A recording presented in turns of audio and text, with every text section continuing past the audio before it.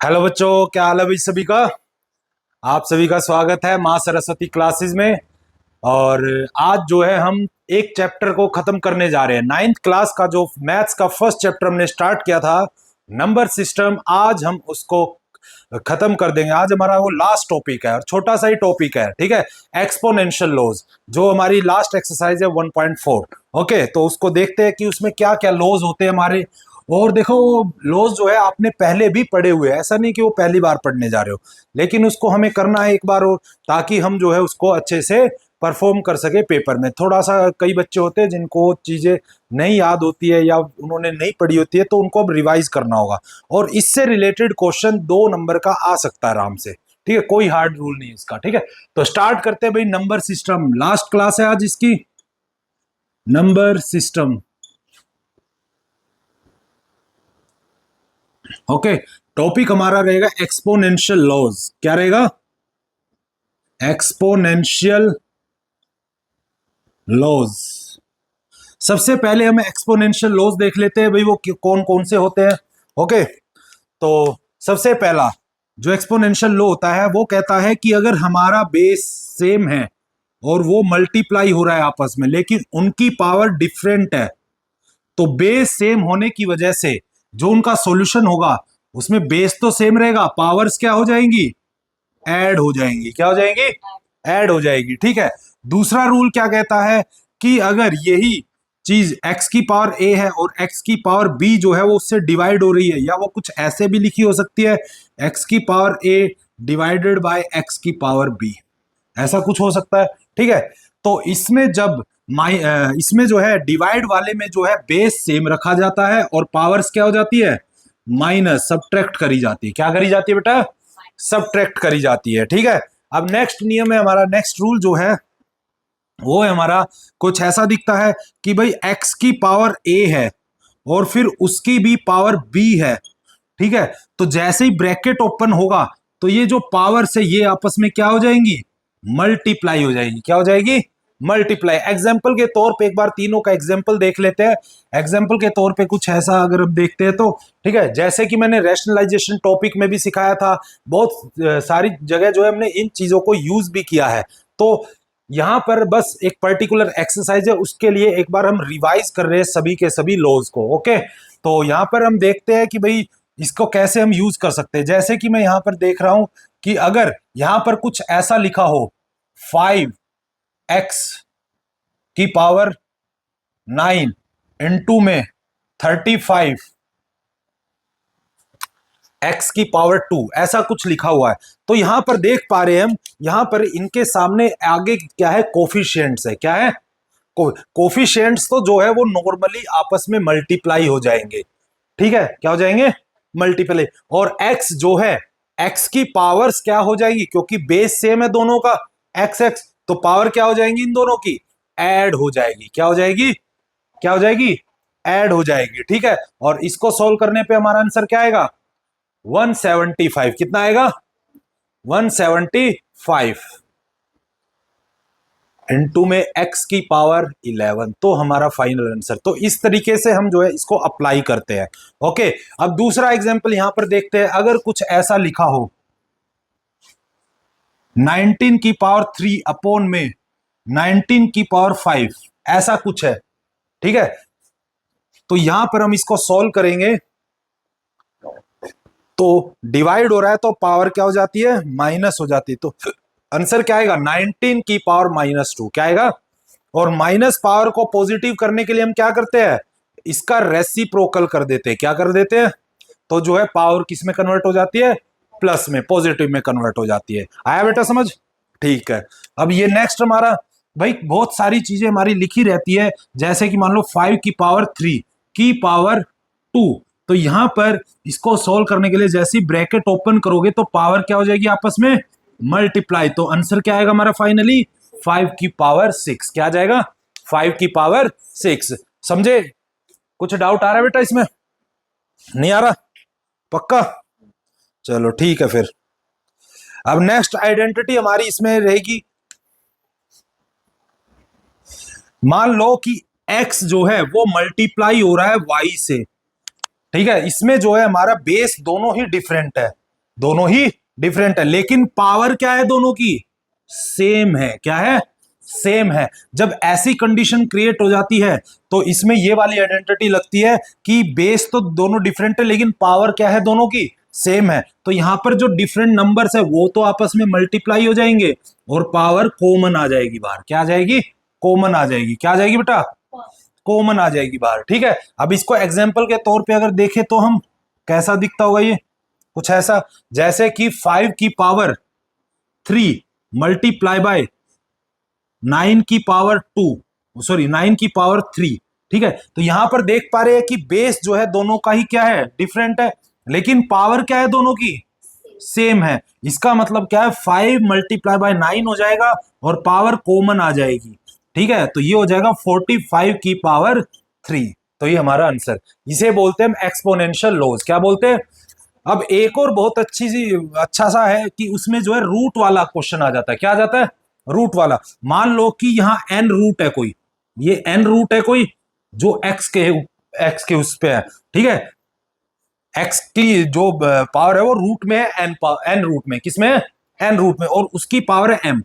अब देखो ये दिखने में तो इस जैसा है बिल्कुल, लेकिन थोड़ा सा इसको समझना पड़ेगा। ठीक है, इसको सोल्व करने के हमारे पास दो तरीके हैं। ठीक है, एक तो क्या कर सकते हैं हम, इसमें इसको लिख सकते हैं कि एक्स की पावर, क्योंकि ये जो बाहर है ना पावर, ये अंदर एक्स के पास भी जा सकती है। ठीक है, एक्स की पावर एम की पावर जो है रूट में आ जाएगी ऐसे। या फिर इसको सॉल्व करेंगे कैसे, जो रूट का मतलब होता है, रूट का मतलब होता है 1 अपॉन में जो भी यहां नंबर होता है। यहां कौन सा नंबर है, एन। क्या नंबर है, एन। तो इसको हम ये भी लिख सकते हैं, एक्स की पावर 1 अपॉन एन की पावर एम। ये बन गया बिल्कुल इस जैसा क्वेश्चन। अब ठीक है, अब जैसे ही ब्रैकेट ओपन होगा ये पावर क्या हो जाती है, आपस में मल्टीप्लाई हो जाती है। क्या हो जाती है, मल्टीप्लाई। तो आंसर क्या आएगा, एक्स की पावर एम अपॉन में एन। क्या आएगा, एम अपॉन में एन आएगा। ठीक है, अब इसको देखें कि ये कैसा दिखता होगा। ये देखो कुछ ऐसे दिखता होगा, एग्जाम्पल के तौर पे अगर हम देखें इसको तो ये कुछ ऐसे सॉल्व होता होगा। ठीक है, यहां पर मान लो क्यूब रूट ऑफ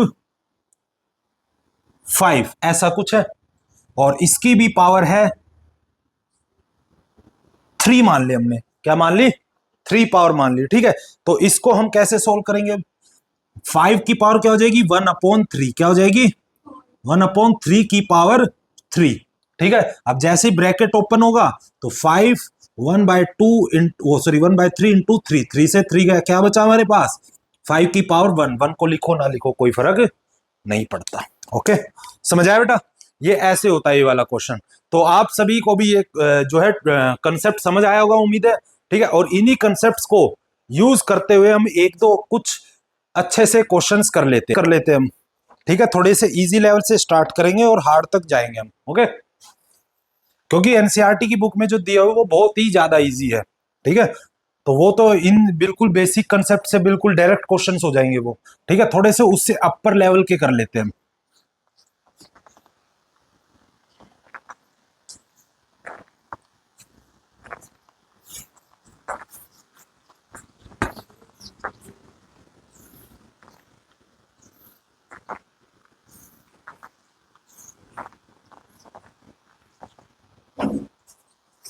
इससे थोड़ा सा अपर लेवल का कर लेते हैं। एक क्वेश्चन है जैसे हमारे पास, सिंप्लीफाई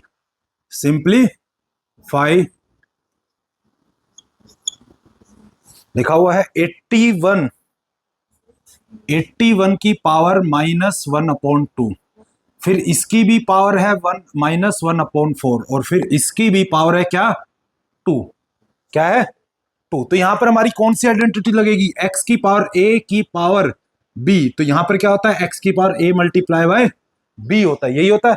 देखो जब ऐसे क्वेश्चन करते हैं तो हम अंदर से चलेंगे और बाहर की तरफ चलते हैं। कहां की तरफ चलते हैं, अंदर से स्टार्ट करेंगे और बाहर की तरफ बढ़ते चलेंगे। ठीक है, देखो कैसे सॉल्यूशन अगर इसका करते हैं तो, अब जैसे ये पहला ब्रैकेट खुलेगा तो ये हो जाएगा 81 की पावर -1 अपॉन 2। ठीक है, अब जैसे ही दूसरा ब्रैकेट खुलेगा तो -1 अपॉन 4 हो जाएगा, और तीसरा ब्रैकेट खुलेगा तो 2 हो जाएगा। ओके, अब यहां पे देखें तो माइनस माइनस क्या हो जाएगा, प्लस हो जाएगा। ठीक है, और ये 2 से 2 कट जाएगा, तो हमारे पास आंसर क्या आएगा, 2 की पावर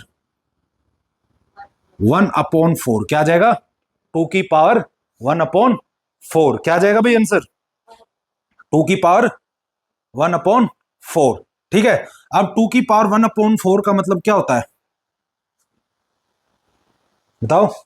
इसका मतलब होता है 3 की पावर, क्योंकि ये 81 के जब फैक्टर करोगे, 81 के हम फैक्टर कर लेते हैं, क्या कर लेते हैं, तो ये 3 से जाएगा 3 2 7 3 9 3 3 3 1, तो 3 की पावर 4 आ जाएगा। क्या आ जाएगा? 3 की पावर 4 आ जाएगा, की पावर 1/4। तो इसको भी सोल्व करेंगे, 4 इंटू में 1/4, 4 से 4 गया, क्या बचा हमारे पास? क्या आंसर आ जाएगा?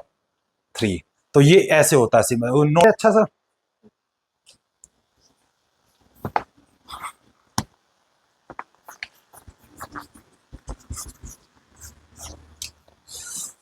क्वेश्चन लिख लेते हैं एक हम, फिर इसको सोल्व करते हैं।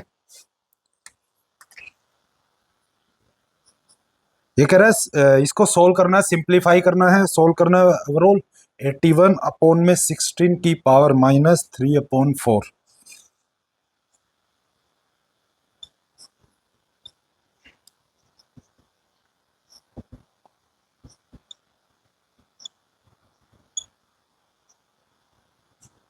ये क्वेश्चन है, ठीक है। तो इस क्वेश्चन को हम सोल्व कर लेते हैं जल्दी से, बहुत इजी है ये वाला। कह रहे कि सर इजी इजी बताते हो, पता नहीं क्यों नहीं होते फिर हमसे। बेटा प्रैक्टिस होती है, वो प्रैक्टिस करनी पड़ती है बार बार। ठीक है, देखो जब भी ऐसा क्वेश्चन आ जाए तो इन सभी के फैक्टर्स निकाल लो। क्या निकाल लो? जब हम 81 के फैक्टर्स निकालेंगे, जो भी अभी हमने लास्ट क्वेश्चन में भी निकाला, तो 3 की पावर 4 आया था। क्या आया था? और नीचे भी आएगा 2 की पावर 4। क्या आएगा? 2 की पावर 4 की पावर -3/4। ओके, और इधर भी हम कर लेंगे, तो ये हो जाएगा 3 की पावर 2 और 5 की पावर 2 की पावर 3/2। ये हो जाएगा 5/2 की पावर -3। ओके, ठीक है, तो इतना होगा बस, होगा कि नहीं होगा? ठीक है। अब यहां पर अगर हम ध्यान से देखें, तो यहां पर बेस जो बना, इसमें पावर क्या आ रही है? कॉमन 4 आ रही है, तो यहां पर कॉमन भी लिया जा सकता है इसको। 3/2 की पावर 4 की पावर -3/4 होगा कि नहीं होगा ऐसा? ठीक है, अब यहां पर भी कॉमन आ रहा है 2, तो 3/5 की पावर 2 की पावर 3/2 डिवाइड बाय 5 की पावर 2 -3।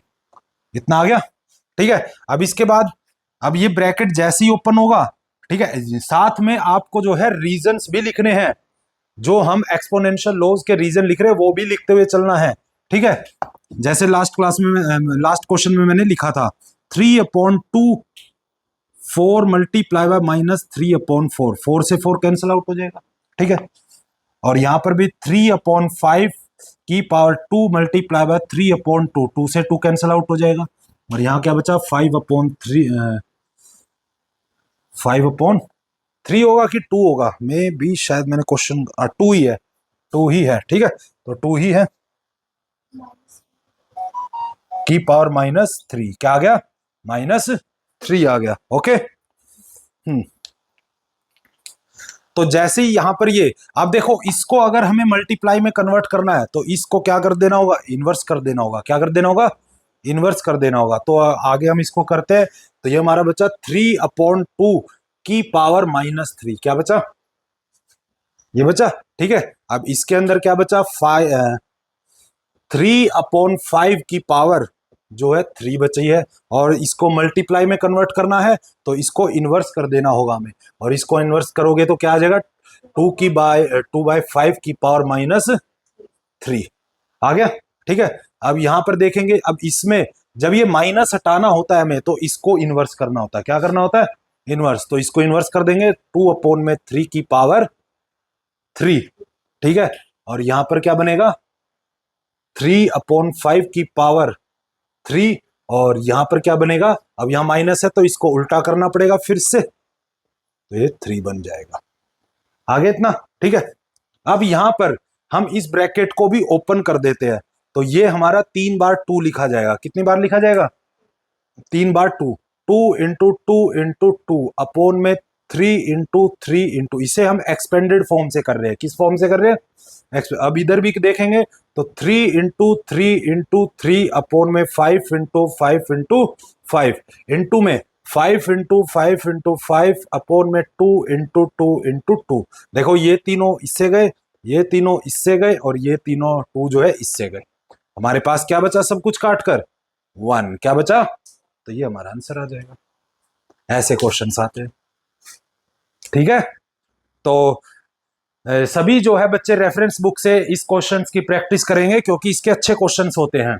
और जब मेरे हिसाब से टीचर जब एग्जाम में देते हैं तो वो अच्छे क्वेश्चंस निकाल कर देते हैं, और रेफरेंस बुक से एक बार प्रैक्टिस कर ली तो सारा टॉपिक क्लियर हो जाएगा। तो ये हमारा जो है सारा का सारा चैप्टर, फर्स्ट चैप्टर खत्म होता है। और जिसके जो भी डाउट हो कमेंट सेक्शन में डाल सकते हैं, और हम कोशिश करेंगे कि आपका जो है डाउट सेशन में जो है आपके सारे डाउट क्लियर करने की कोशिश करेंगे, ठीक है। तो अब हम सेकंड चैप्टर पे मिलेंगे।